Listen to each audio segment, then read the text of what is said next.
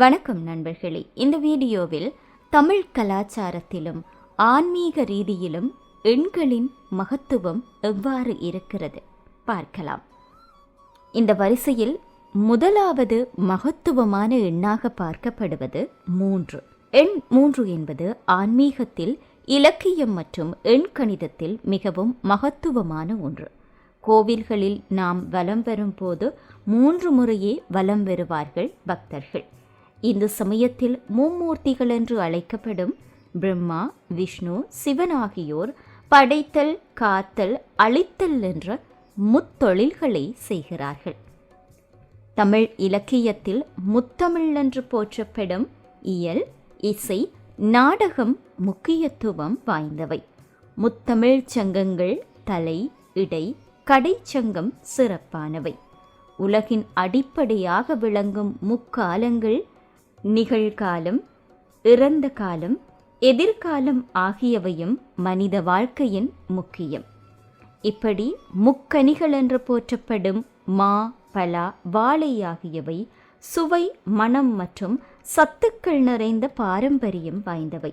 திருமணத்தின் போது மணப்பெண்ணிற்கு 3 முடிச்சுக்கள் போடப்படுகிறது. தமிழ் கலாச்சாரத்தின் 3 என்ற எண் மங்களகரமானதாக கருதப்படுகிறது. அடுத்து 5. 5 என்ற எண் ஜோதிடத்தில் மிகவும் சக்தி வாய்ந்தது. பஞ்சபூதங்கள் என்று அழைக்கப்படும் நிலம், நீர், தீ, காற்று, ஆகாயம் 5 பிரபஞ்சத்தின் அடிப்படையாக கருதப்படுகிறது. ஐம்புலன்கள் என்று போற்றப்படும் பார்த்தல், கேட்டல், முகர்தல், சுவைத்தல், தொடுதல் ஆகியவை மனித வாழ்வில் முக்கியத்துவம் வாய்ந்தவை. மகாபாரத புராணத்தில் பஞ்ச பாண்டவர்கள் என்று அழைக்கப்படும் யுதிஷ்டிரன், பீமன், அர்ஜுனன், நகுலன் மற்றும் சகாதேவன் ஆகிய 5 தர்மத்தின் அடையாளமாக பார்க்கப்படுகிறார்கள்.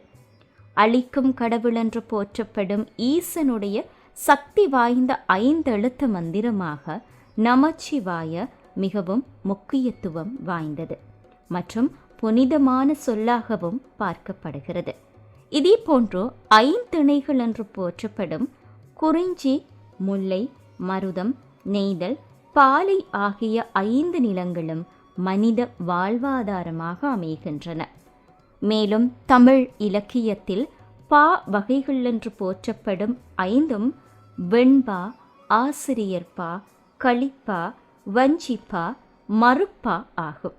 ஐம்பால் என்று போற்றப்படும் ஆண்பால், பெண்பால், பலர்பால், ஒன்றன்பால், பலவின்பால் என்பனவும் இந்த 5 என்ற எண் மனித வாழ்க்கையிலும் ஜோதிடத்திலும் எவ்வாறு பிணைந்திருக்கின்றது என்பதை உணர்த்துகின்ற இன்னும் ஒரு அடையாளம்.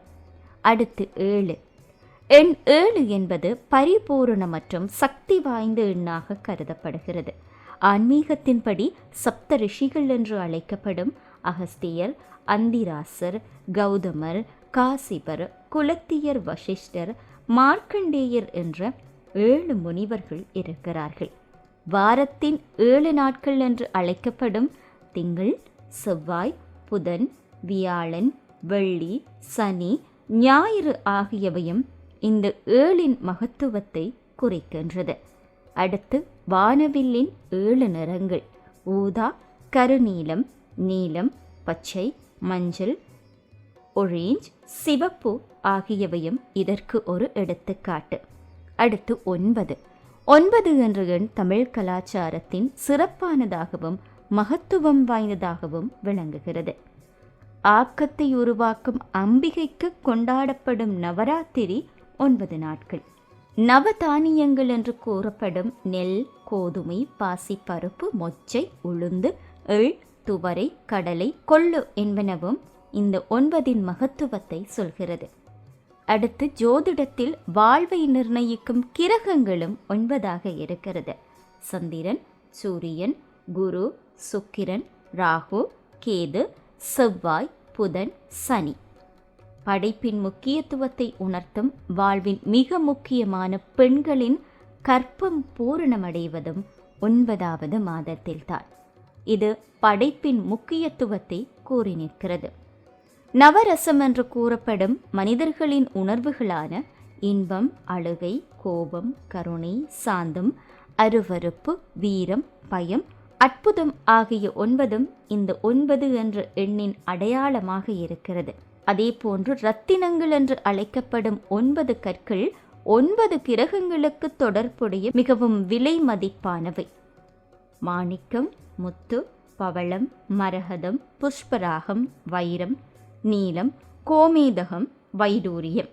இப்படி தமிழ் கலாச்சாரத்திலும் ஆன்மீக ரீதியிலும் சிறப்பான எண்களாக 3, 5, 7, 9 ஆகிய எண்கள் விளங்குகின்றது. மேலும் வீடியோக்களை பார்வையிட வணக்கம் லண்டன் யூடியூப் சேனலை சப்ஸ்கிரைப் செய்யுங்கள்.